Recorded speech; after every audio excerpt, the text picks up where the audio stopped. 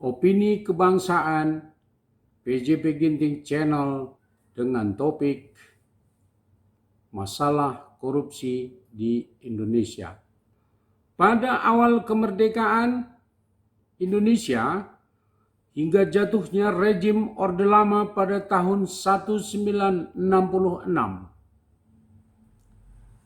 di Indonesia baru dikenal pungutan liar, suap, sogok, dan sejenisnya yang kecil-kecil dan belum menggerus keuangan negara.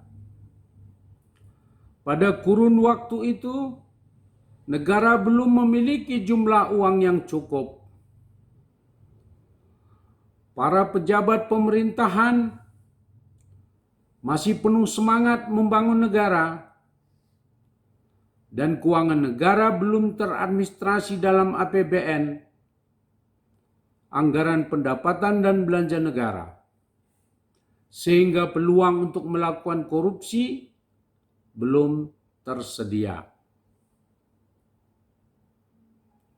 Sejak berkuasa rejim Orde Baru yang membuka peluang terhadap masuknya perusahaan-perusahaan asing, terutama di bidang pertambangan, pemerintah rejim Orde Baru membuka peluang bagi lembaga-lembaga keuangan internasional memberikan utang dengan berbagai skema. APBN mulai disusun, jumlah uang cadangan maupun yang dibelanjakan telah tersedia dalam jumlah yang besar.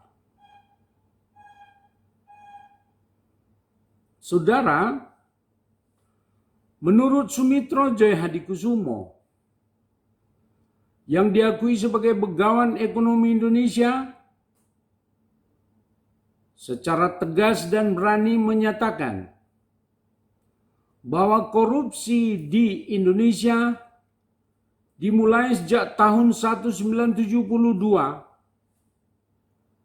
yaitu pada saat kontrak karya PT Freeport ditandatangani dan berlangsung terus hingga mencapai besaran 30% dari besaran anggaran pendapatan dan belanja negara. Saat pernyataannya itu dipublikasikan, tidak satu orang pun dari pendukung rejim Orde Baru melakukan pembantahan. Aktivitas korupsi di Indonesia terus berlanjut di masa reformasi ini, bahkan sampai hari ini.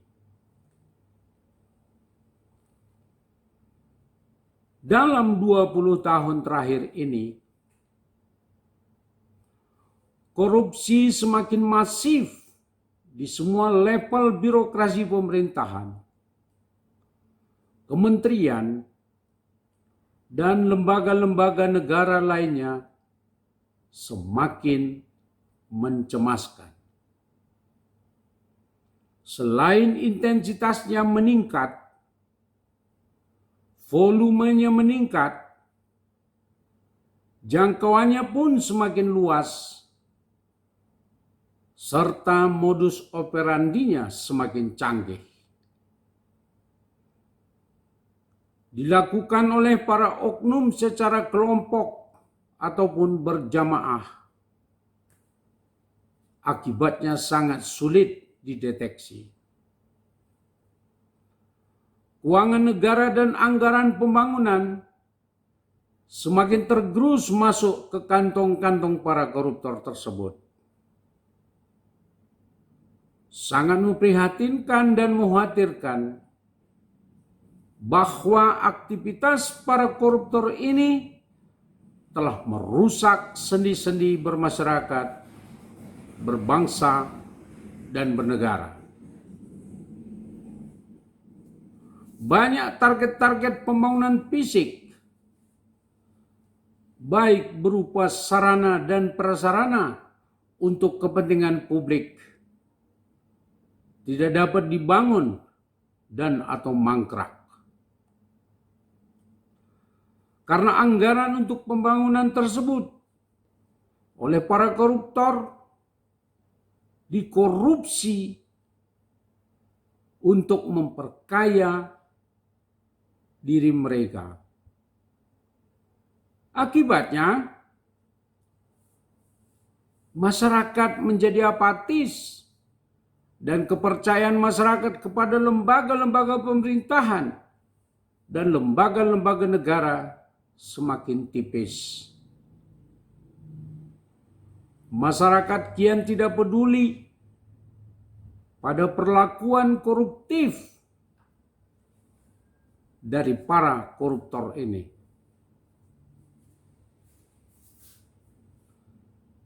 Saudara, lembaga kepolisian, kejaksaan, kehakiman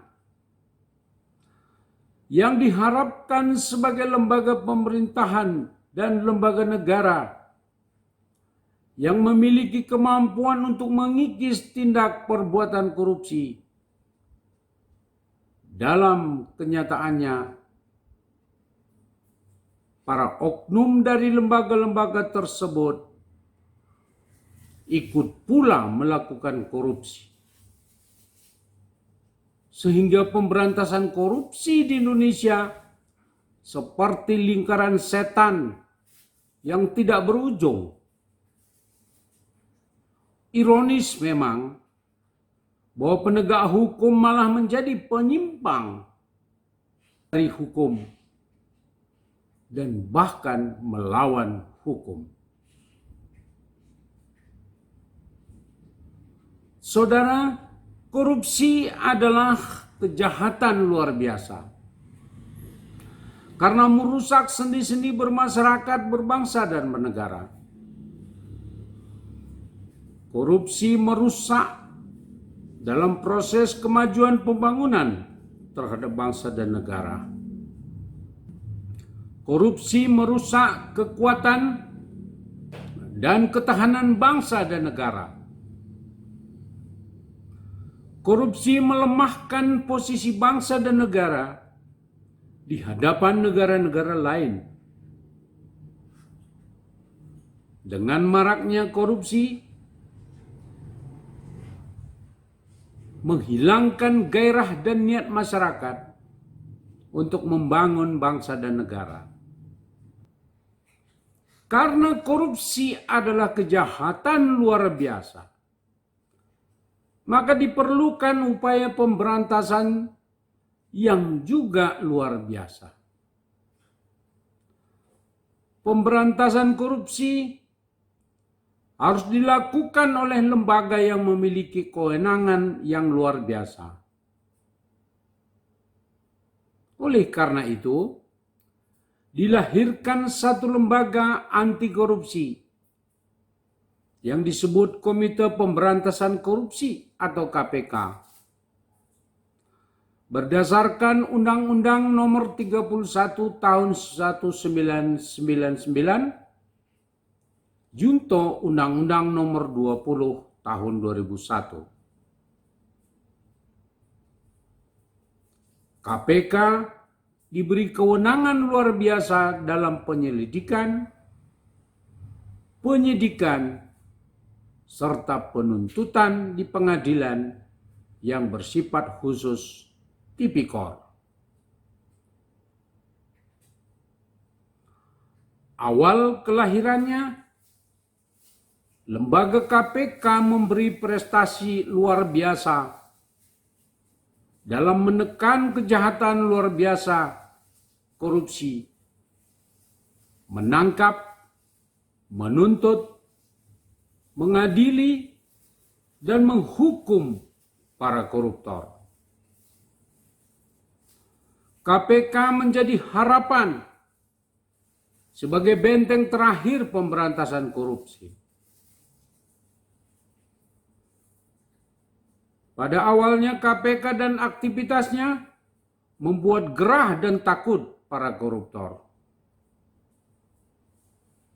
KPK menyasar para koruptor di semua lembaga negara, termasuk Dewan Perwakilan Rakyat, lembaga peradilan, kepolisian, kejaksaan, dan sebagainya.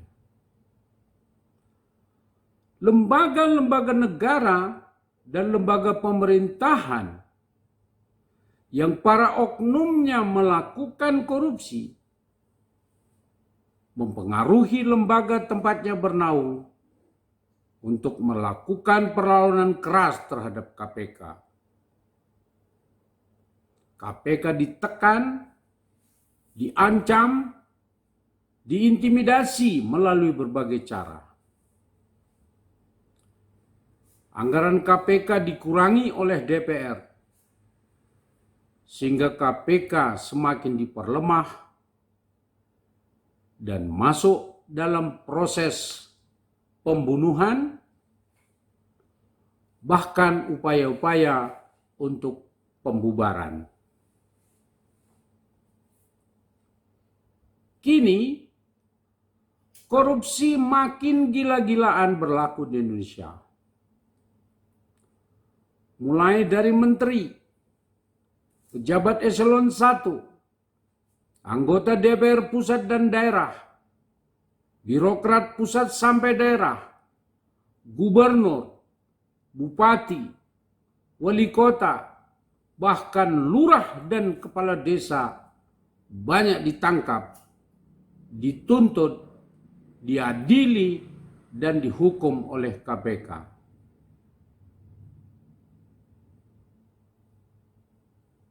Namun dalam kenyataannya, KPK sendiri mengalami kewalahan menangani permasalahan korupsi yang semakin ganas, makin luas, dan modus operandinya yang semakin canggih. Saudara, pertanyaan untuk kita, apakah korupsi dapat ditekan, ditumpas oleh KPK, kejaksaan, dan kepolisian? Melihat kenyataan dan fakta-fakta sebagaimana tersebut di atas, rakyat apatis dan pesimis.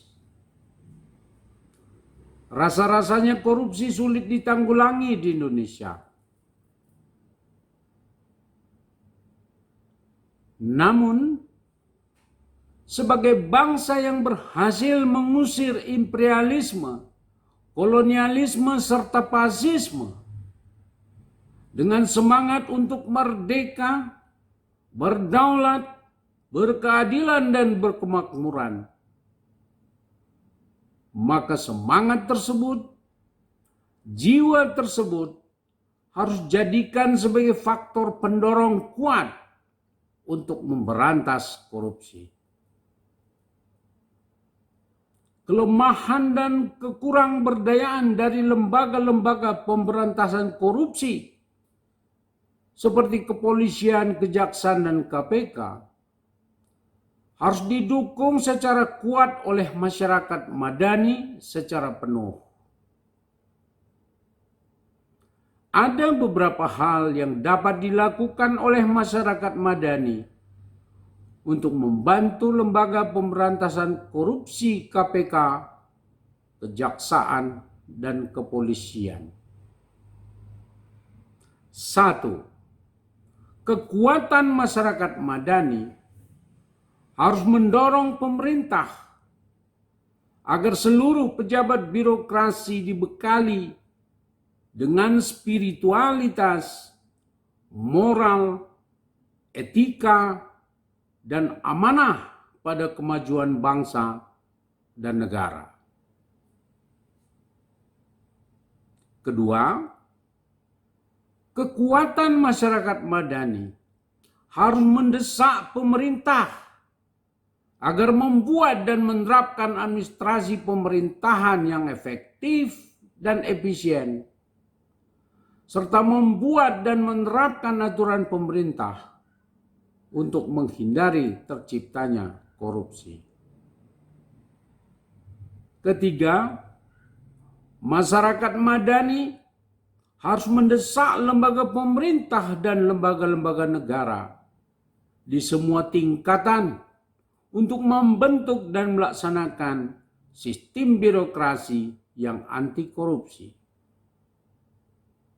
4. Masyarakat madani harus mendesak pemerintah dan lembaga-lembaga negara untuk membuat dan menerapkan status kepemimpinan lembaga pemerintah dan lembaga negara berdasarkan standar moral dan intelektualitas yang tinggi.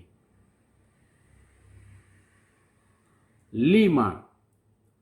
Masyarakat madani mendesak pemerintah dan lembaga-lembaga negara membuat peraturan dan menerapkan penggajian yang layak dan memadai untuk ukuran rakyat Indonesia. 6. Masyarakat madani mendesak pemerintah dan lembaga-lembaga negara untuk membuat peraturan dan menerapkan peraturan secara konsisten berkaitan dengan kepatuhan dan kesetiaan untuk membendung perbuatan korupsi. 7. Masyarakat madani mendesak pemerintah dan lembaga-lembaga negara untuk menerapkan hukuman yang berat berupa hukuman seumur hidup atau hukuman mati terhadap para pelaku tindak pidana korupsi. 8. Masyarakat madani mendesak pemerintah dan lembaga-lembaga negara untuk memberlakukan aturan pembuktian terbalik kepada para koruptor tentang sumber jumlah kekayaan yang dimiliki. Saudara, opini kebangsaan untuk merespon terhadap korupsi dan pemberantasannya jangan dibiarkan dilakukan hanya oleh lembaga KPK, kejaksaan dan kepolisian, melainkan harus didukung sepenuhnya oleh kekuatan masyarakat madani di semua lini dan level. Karena akibat korupsi, yang paling merasakan adalah masyarakat madani itu sendiri. Dan masyarakat madani harus mulai dari diri sendiri untuk tidak pernah berpikir dan berniat untuk ikut serta mendorong tumbuhnya korupsi. Masyarakat madani sungguh-sungguh harus memahami bahwa masalah korupsi berkaitan erat dengan harkat dan martabat bangsa. Marilah kita secara pribadi maupun warga masyarakat dan warga bangsa menjadi garda terdepan dalam pemberantasan korupsi. Saudara, demikian opini kebangsaan yang dapat saya sampaikan kali ini. Kita akan berjumpa dalam topik-topik yang lain. Apabila menurut Anda bermanfaat, mohon tayangan video ini di-subscribe, like, komen, share, dan bunyikan lonceng notifikasi agar Anda tidak ketinggalan video-video saya berikutnya. Terima kasih.